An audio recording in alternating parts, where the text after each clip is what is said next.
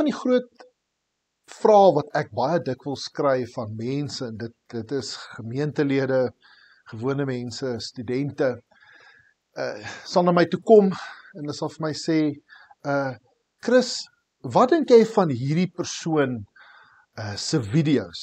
Wat dink jy van wat hierdie persoon sê? En dan wil hulle hê ek moet gaan kyk na 'n video of luister na 'n potgooi van iemand op die World Wide Web wat iets sê oor godsdiens en wat iets sê oor Christus. Dan moet ek nou sê wat ek dink, en asof ek nou alles weet. Dit is nou nie so nie, maar wat ek agtergekom het hier is, daar's so baie mense daar buite wat soek na sin, wat soek na betekenis. En in hierdie preek, hierdie laaste preek in die reeks van groete uit die tronk, waar ons kyk na Kolossense, gaan ons bietjie gesels oor die vraag, waarmee maak jy jouself vol? Eintlik wat dit impliseer is, waarna soek jy om jou lewe vervulling te gee? Dis eintlik die groot vraag van my preek vandag. Waarmee maak jy jouself vol? En die teks wat ek gaan lees vandag is Kolossense 2, en ons gaan begin by vers 8. Nou, Kolossense is 'n ongelooflike interessante boek, en hierdie teks en hierdie hoofstuk in hoofstuk 2 is een van die moeilikste Nuwe Testament tekste wat jy kan lees. En die agtergrond is kompleks, en ek dink eintlik Johan en Marlo, hulle boelie my so bietjie om vir my die moeilike goed te gee. Ek weet nie wat dink jy nie. Maar ek gaan probeer om dit so eenvoudig as moontlik te stel. En basies gaan dit oor hierdie soeke wat ons het. Laasweek het Johan gepreek, ook oor Kolossense natuurlik, en hy het daar genoem dat die mense in Kolosse so baie keuses gehad. Hulle het tot 'n mate 'n markplein van godsdienstige keuses gehad, en ons het tot 'n groot mate dieselfde vandag op die internet en in kerke. Nou as ons die teks lees, en ek wil graag begin by hoofstuk 2, net eers vers 8, en ons gaan so saam deur die teks stap. Dan sê hy daar in hoofstuk 2 vers 8, en ek lees uit die Nuwe Afrikaanse vertaling, pas op dat niemand julle van hom af wegvoer, deur teorieë en argumente wat misleidend is nie. Dis nou van Christus af wegvoer. Dit is dinge wat berus op die oorlewering van mense, op wettiese godsdienstige reëls, en nie op Christus nie. Depressie is die siekte van ons tyd.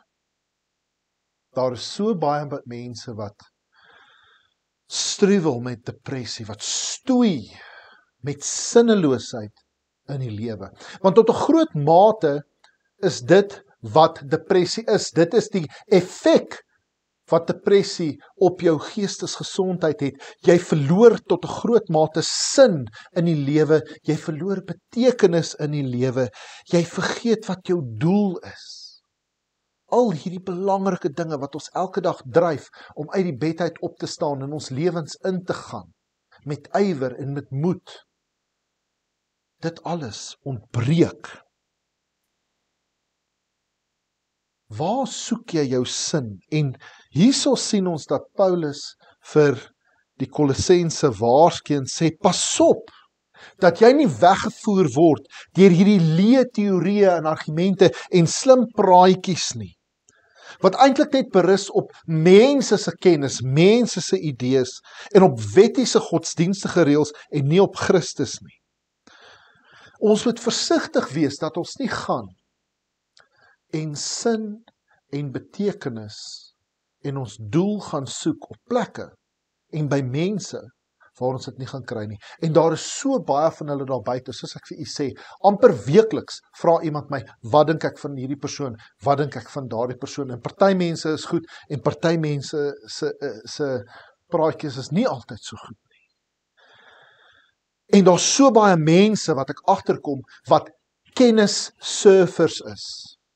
Hulle gaan so van een persoon na die ander en hulle luister dan wat sê hierdie persoon en dan volg hulle daardie persoon en dan naderhand luister hulle weer na 'n ander persoon en naderhand is jy soos 'n skip wat op 'n stormagtige see rondgegooi word en naderhand weet jy nie meer na wie om te luister nie, jy weet nie wie se teologie is goed nie, jy weet nie wie se etiek is goed nie en een oomblik klink hierdie persoon vir jou reg en 'n ander oomblik klink daardie persoon vir jou reg, maar daar's teenstrydigheid en jy weet naderhand nie na wie om te luister in die midde van hierdie klomp stemme nie. En daar's so baie inligting daar buite. Die dae wat ons 'n tekort het aan inligting is verby. Daar is te veel inligting. Daar is te veel teologiese stemme daar buite wat vir jou sê, dis hoe jy sin kry. Dis hoe jy betekenis in jou lewe kry. Paulus sê ons moet versigtig wees vir dit. Ons moet pas op vir hierdie goed. Ons moet pas op om kennissurfers te wees.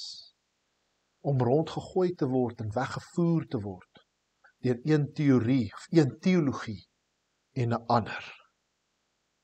Ek wil vir u sê, die wêreld is vol verdwaalde, eensame en doellose mense wat net soek vir iets meer, wat net soek vir iets wat insny tot hulle binneste, wat spreek tot hulle diepste wese. En iets wat ons van hou natuurlik is resepte. Ons hou van godsdienstige resepte, is dit nie waar nie? 10 stappe om nader by God te kom, of 5 stappe vir beter gebed, of 3 stappe om jou doel te bereik. Ons moet versigtig wees, want ek sê nie is verkeerd alles nie. Ek sê nie is verkeerd alles nie. Maar die teks sê, ons moet ons nie volmaak met dinge wat berus op die oorlewering van mense en op wettiese godsdienstige reëls nie. Nee. Ons moet onsself berus op Christus. Dis wat hy sê. Want die realiteit van die saak is, hoe voller jy jou maak met hierdie goed, hoe voller jy jou maak met hierdie teorieë wat die mense sê, hoe leer word jy elke dag. Nee, dan sê hy, ons deel in Christus se volheid, vers 9. En dit is my tweede punt. In hom, dis nou Christus, is die volle wese van God beliggaam. Met ander woorde, alles wat jy wil weet van God, alles wat jy kan sien van God, alles wat ons met ons beperkte menslike verstand en ervaring kan ken van God, is beliggaam in Christus. Vers 10. En in verbondenheid met hom, nou ek wil hê jy moet daai woordjie, daai frase in jou Bybel onderstreep, in verbondenheid met hom. Party ouer vertalings, letterlike vertalings sê bloot net in hom. Dis wat die Griek sê, in hom. Het jy dit al in die Bybel raak gelees? Vers 10, en in verbondenheid met hom, deel julle in sy volheid. Ons deel in die volheid van Christus. Hy is die hoof oor elke mag en gesag. Deur julle verbondenheid met hom, hoor jy weer, herhaal hy daai frase weer. Deur julle verbondenheid met hom, vers 11, is julle ook besny. Nie met die besnydenis wat deur die mense verrig word nie, maar met die besnydenis deur Christus, en dit bestaan in die wegneem van die sondige natuur van die mens. Dit het by die doop gebeur, vers 12, deurdat julle toe saam met hom begrawe is. Kyk net wat sê hy daarso. Die volle wese van God is in Christus beliggaam.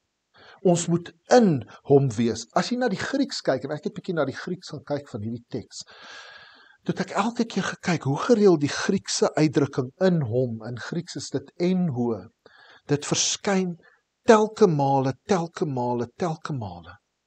verskyn dit. Hy beklemtoon dat ons in Christus moet wees. En in hom is God se volheid. Nou wat is volheid hierso? Volheid is juis dit. Dit is sin, dit is betekenis, dit is lewe, dit wat substansie aan jou lewe gee, dit wat waarde en gewig en gravitas in jou lewe gee. Dit is die volheid in Christus.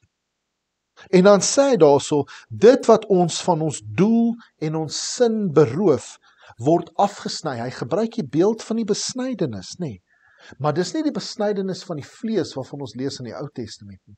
Waarvan word ons vandag besny? En wat is besnydenis? Nee, dit is wanneer iets afgesny word.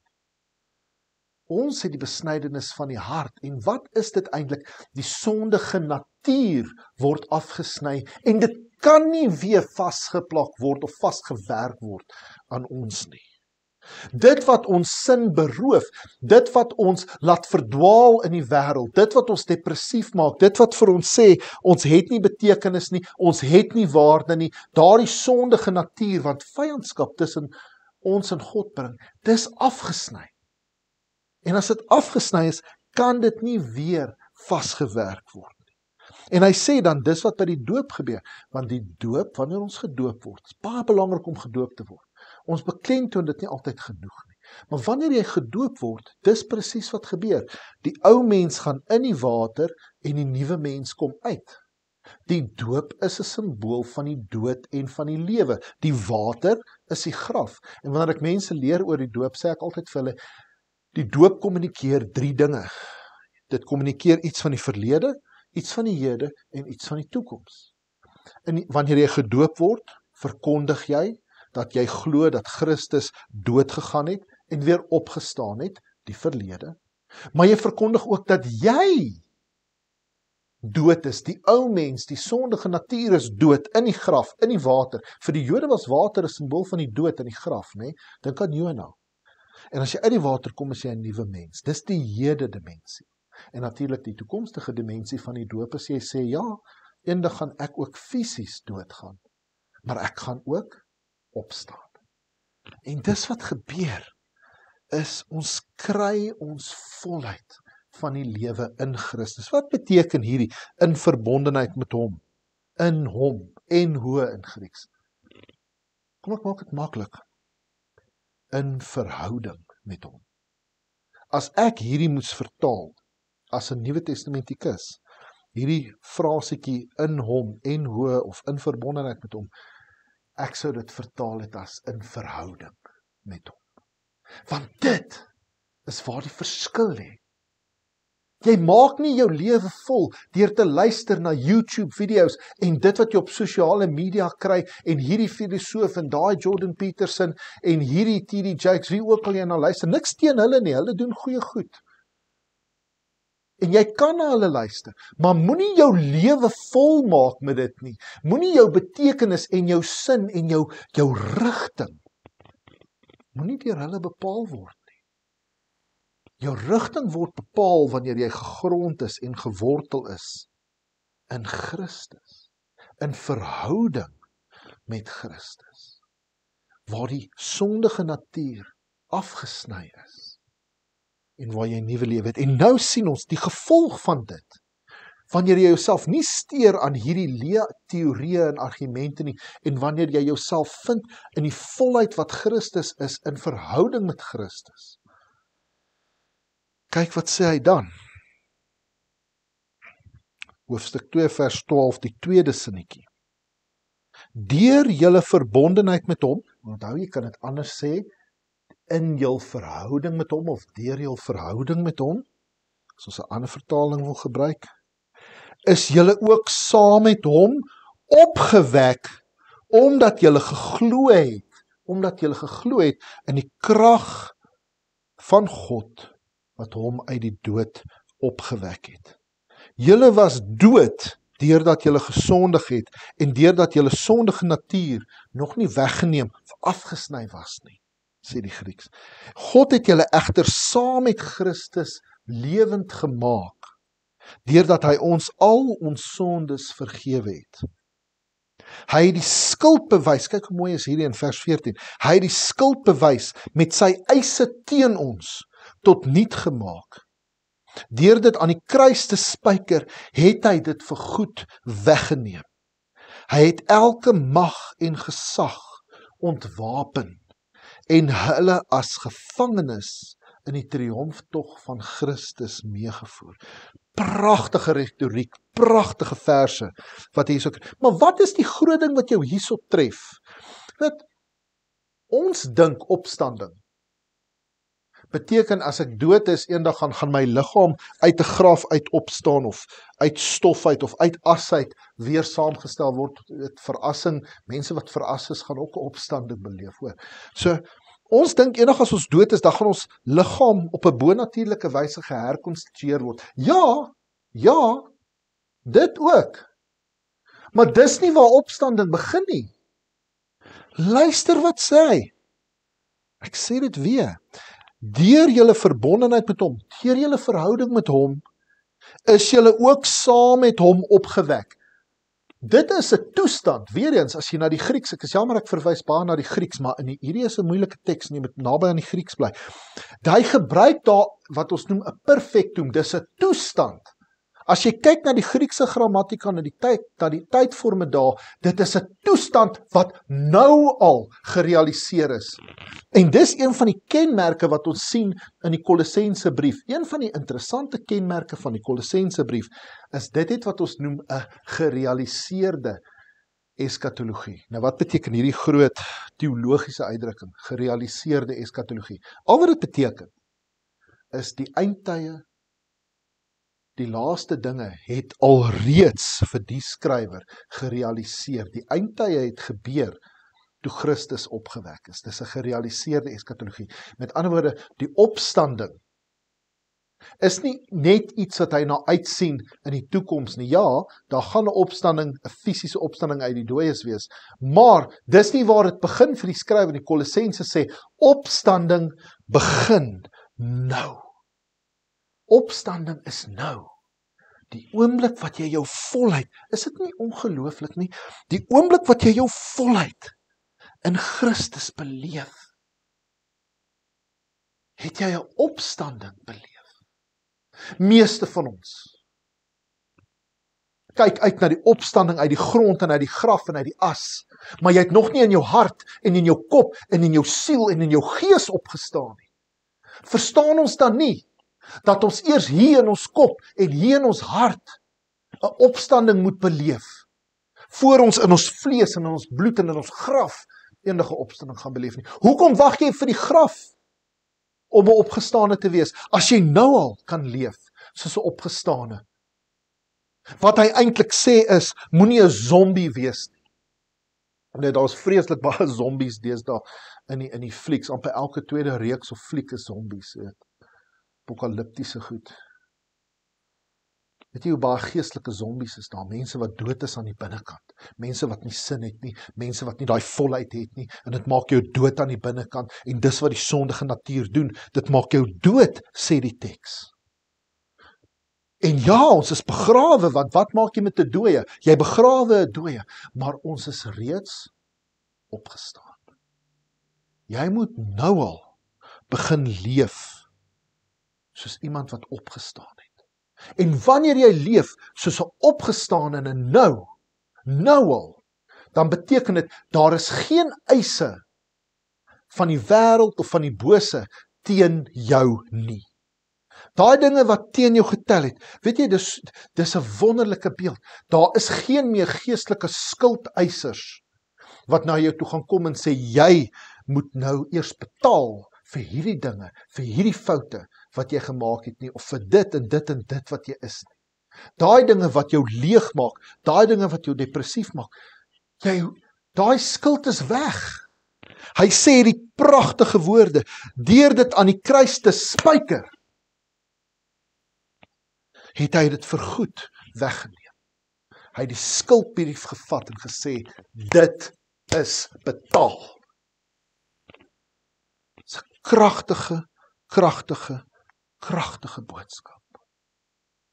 Dit is die waarheid van die opstanding wat hier gebeur, wanneer jy in hom is, in verbondenheid met hom, in verhouding met hom. Hy sê daar, elke mag en gesag ons ontwapen en hy het hulle as gevangenes weggevoer. Dit beteken, die wat jou wou vang, is nou die gevangenes. Dit wat jou wou vang en verslawing en jou wou vashou en vasbind aan hierdie wêreld en die sonde en die hartseer en die doelloosheid van hierdie wêreld, daai magte, hulle is in gevange geneem. Hulle het nie meer 'n doel nie. Hulle is leeg. Die magte van die wêreld wat teen jou was, is leeg, sodat jy vol kan wees in Christus. Kan julle sien hoe ryk en hoe diep hierdie teks is? Dis ongelooflik. Ek sluit af. Jy weet in die Ou Testament, die tabernakel, jy weet die tabernakel, die voorganger van die tempel, was ook genoem, vertaal hom as die tent van ontmoeting. In Hebreëus is dit Ohel Moed, tent van ontmoeting. Dis daar waar die aardse en die hemelse ontmoet. Ek wil dit vertaal as die tent van verhouding. Christus is daai tabernakel. Christus is daai tent. In hom, in verhouding met hom. Dis daardie ontmoeting. Wanneer jy in die tabernakel ingegaan het in die antieke tyd, dan het jy eintlik in God se teenwoordigheid, dan was jy in God, in sy teenwoordigheid, want sy teenwoordigheid het die tempel gevul. Jy was in hom, maar hy was ook terselfdertyd in jou. En dis so interessante dinamiek, want tot 'n mate, jy kan nie in Christus wees as Christus nie ook in jou is nie. Ons vul mekaar, en dit is hierdie volheid. Waarmee maak jy jouself vol? Waar soek jy jou sin? Dis nie in video's nie, dis nie in slim boeke nie, dis nie in godsdienstige resepte of teologiese teorieë nie. Dis in daai ontmoeting met Jesus. Wanneer jy besef, al wat my sin gee, al wat my betekenis kan gee, al wat my 'n doel en my roeping kan gee, is hierdie liefde, onbeskryflike, onverstaanbare liefde, wat alle logika omvergooi. Hy het my lief ten spyte van my foute, ten spyte van my sondige natuur, inteendeel, hy sny my sondige natuur af, en ek leef weer. Moenie net oorleef elke dag nie, soveel mense oorleef elke dag. Hierdie is 'n uitnodiging van die Kolossense brief. 'n Uitnodiging van 'n brief uit die tronk, wat sê, kom leef saam met my.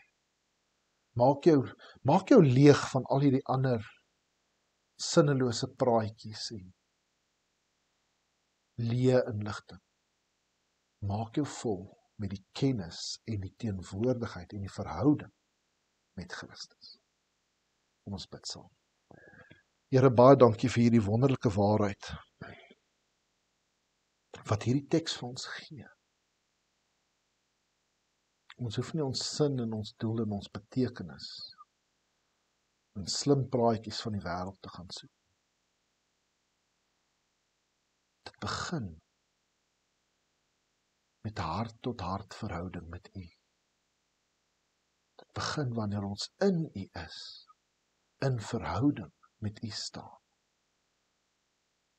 Dan kry ons ware vervulling, ware vryheid, ware doel. Dankie Here, help ons om onsself elke dag vol te maak met die regte ding, om ons vol te maak met U. Amen en amen.